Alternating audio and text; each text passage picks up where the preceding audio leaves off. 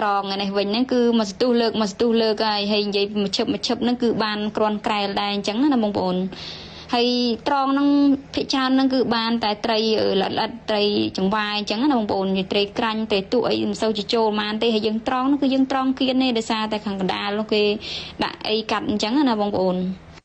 ហើយឥឡូវយើងលើកមកឈឹបទៀតឯងបងប្អូនហើយមកឈឹបនេះក៏បានសតត្រីយវ៉ាដែរបងប្អូននិយាយពីសស្គូសតែម្ដងហើយបើសិនជាបានត្រីក្អិតច្រើនអញ្ចឹងវិញមិនដឹងយកធ្វើពណ៌ត្រីប្រៃឆ្ងាញ់យ៉ាងណាណាបងប្អូនណា